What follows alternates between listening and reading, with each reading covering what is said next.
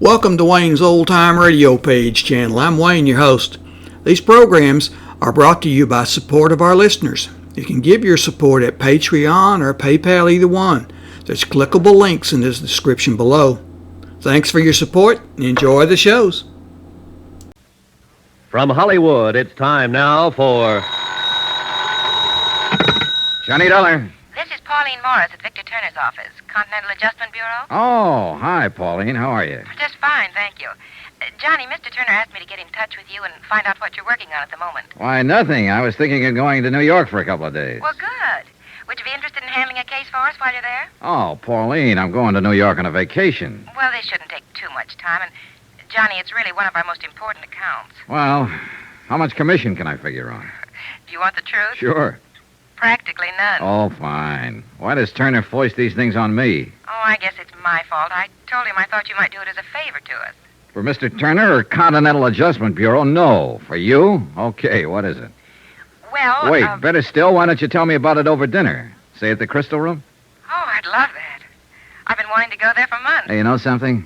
I've been waiting for an excuse to take you there for years. 8 o'clock, Pauline? 8 o'clock.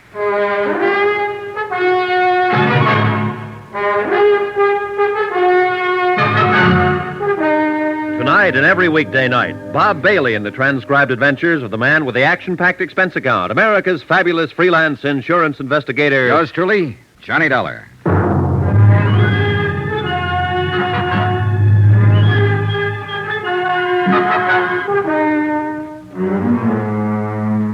Expense account submitted by Special Investigator Johnny Dollar to the Continental Adjustment Bureau, 418 Elizabeth Avenue, Hartford, Connecticut.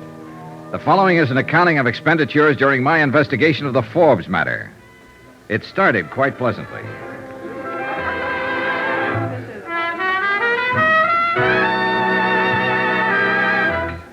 Oh, no, Johnny, let's go back to the table and eat. I'm tired of dancing. Yeah, but once you sit down, you'll start talking business again. Well, of course I will. I do have a job to keep. Okay.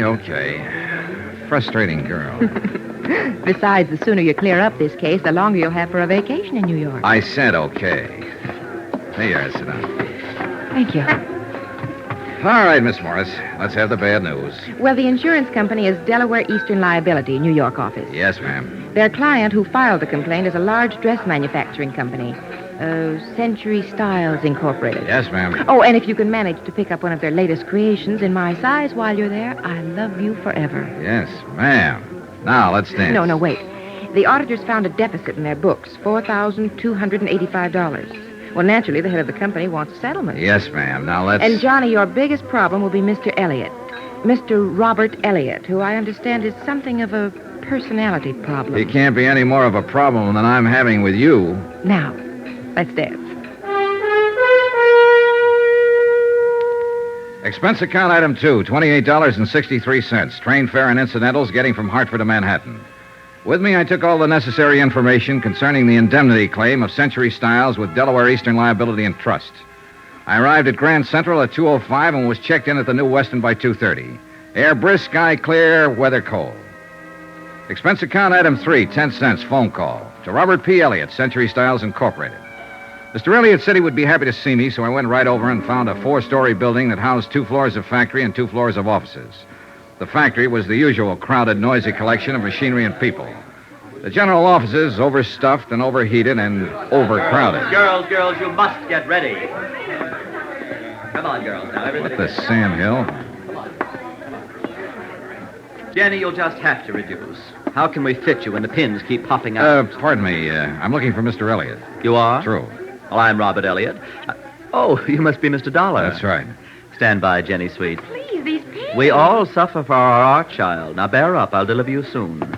This way, Mr. Dollar, to a quiet corner.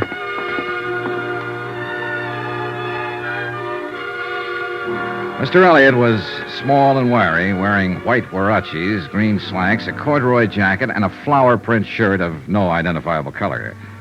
As I followed him across the large and elegant showroom floors, I couldn't help stealing glances at the merchandise, animate and inanimate. Everything I saw was strictly high class, a group of goddesses. Mr. Elliott led me through a pair of swinging doors into an office with a carpet so thick I couldn't see my shoe tops. A desk in Russian gray sprawled in one corner. My office, Mr. Dollar. Mm-hmm. I can't tell you how grateful I am that you're here, that the insurance company heeded my call. Well, I hope we can help you straighten this matter out. Well, it's scandalous. It's truly scandalous. $5,000, really. The complaint said $4,285, Mr. Elliott. Well, that's almost $5,000. Besides, I like to deal in round figures. Brett and Arnbeach are my auditors, and they said that you are the very important investigator in insurance circles. Well, I'm flattered. Did they happen to leave a copy of their findings? Yes, they did. They most certainly did. But before I give it to you, I must explain how awful this situation is. Please do. Well, you've no doubt heard of Patricia's things. No, I don't think... Patsy's things? Why, of course... Oh, you're just joking. I am Patsy's things. In fact, I made Patsy's things. It's our highest priced line, evening dresses. Oh, you don't say. I definitely do. Oh, the nights of thankless work that go into creating just one gown, one supreme gown for the season. Oh, I'm sure. I'll tell you, Mr. Dollar, it's a thankless task in one respect. But that's a different story. What I'm trying to say is that this loss is devastating me. I mean it. I simply must have an adjustment immediately. Well, the insurance company sympathizes with you, Mr. Elliott. We'll try to adjudicate it as quickly as possible. Well, that's comforting. That's very comforting. Oop. Rob Elliott here. In my opinion, hats are just not important this year. Yes? No.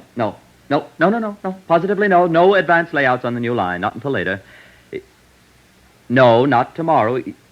No, I can't. I simply cannot. Anything wrong? Well, that's what I mean. That's what I'm trying to explain. This matter simply must be handled with all dispatch, Mr. Dollar. You see, my firm operates on a... Shoestring? Well, spider's hair would be more apt. $5,000. Mr. Dollar, that comparatively small loss is stopping me from showing my new line of Patsy's... The evening dresses? Yes. I must show them before month's end, or I'll lose my entire opportunity for profit. So, you see, I must have compensation for the loss. I think I get the picture, Mr. Elliott. There. That was the newspaper calling, and it's terrible. They all want advance viewings of my new line, and I simply can't afford to. I can't afford to pay my help to produce the models. Mr. Dollar, for 3 agonizing months I worked. Frantically, I drew, I cut, I stitched. And not one warp or woof of my creation will be exhibited, can be exhibited, unless this matter's settled. Then suppose we get down to business.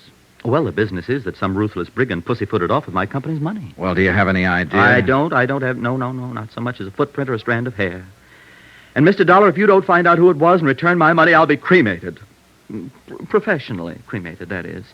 Why, I might even have to join the Foreign Legion. Well, don't worry, Mr. Elliott. If your loss is verified, and apparently a reputable auditing firm has already done that, I can assure you that the insurance company will reimburse that loss in the time it takes to get a check made out and in the mail. Oh, good. I'll be forever grateful. Well, while you're in this mood, would you mind me having a little closer rundown on what happened? Well, the auditors simply uncovered a shortage, that's all. I know that much, Mr. Elliott. May I see their report? Yes, of course. There. Isn't that binder an atrocious green? Well, if you say so. I'd like to keep this, Mr. Elliott, to verify my report. Of course, Mr. Dollar. Anything at all. Just save me. I left Mr. Elliott in a fainting condition, went back to my hotel, and studied the auditor's report. The obvious conclusion after an hour's reading was that the funds had been embezzled by someone in the bookkeeping department. A series of crude erasures and bad fumblings indicated that whoever had done it had been something less than expert. In fact, he or she had been almost idiotic. The next morning, I confirmed my own findings with Mr. Brett at the auditor's office. We uncovered the loss 2 days ago and advised Mr. Elliott to contact his insurance company first. Sure. Dollar, any reservations on your part?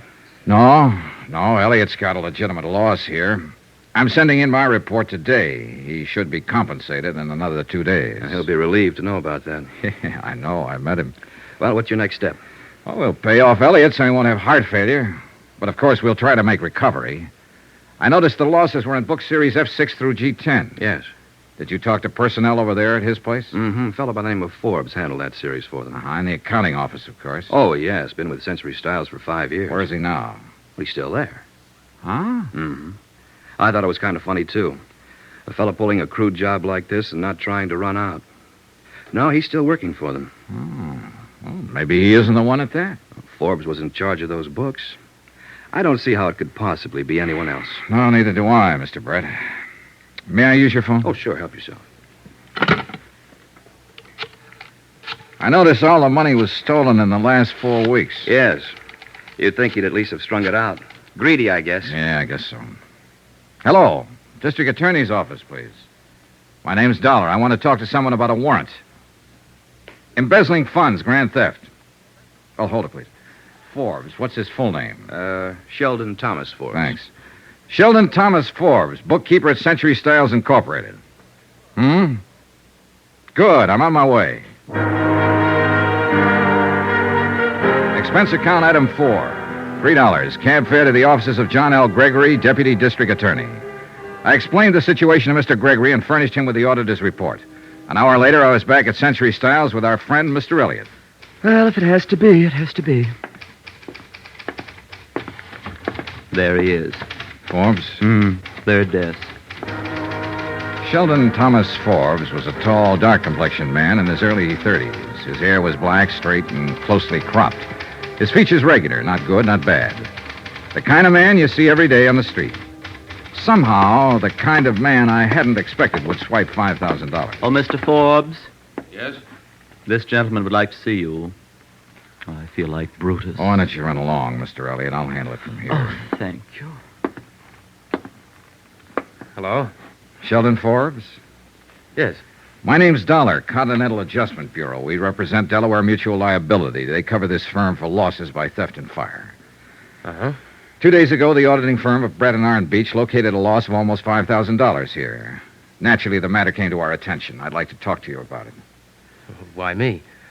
There's every indication that the losses occurred in the particular accounts you've been handling. Uh-huh. You do handle books F6 through G10? Yes? Will you step over here a minute, please? Sure.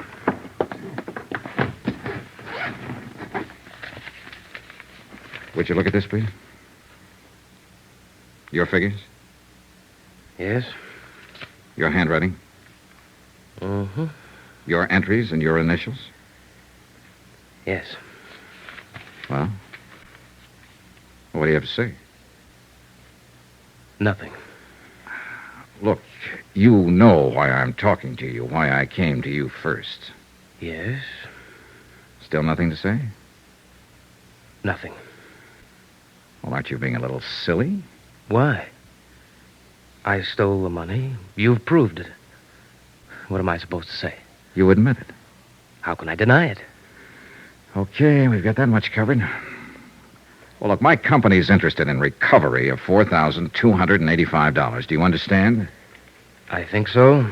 Oh, now, Forbes, come to your senses. What do you want to do? Go to jail, or do you want to give the money back? Oh, that's funny. Well, no, I don't think it's funny. I doubt if you will. I've got 16 cents in my pocket. Will that help? Where's the money? I haven't got it, Mr. Dollar. You'll have to take me to jail. Shall we go? Okay.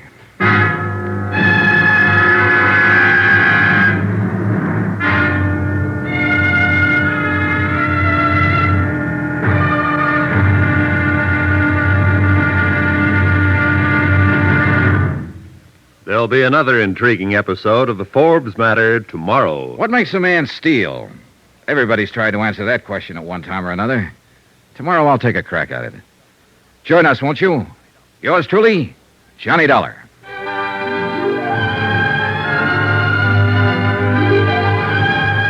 Yours truly, Johnny Dollar, starring Bob Bailey, is transcribed in Hollywood. Written by John Dawson, it is produced and directed by Jack Johnstone.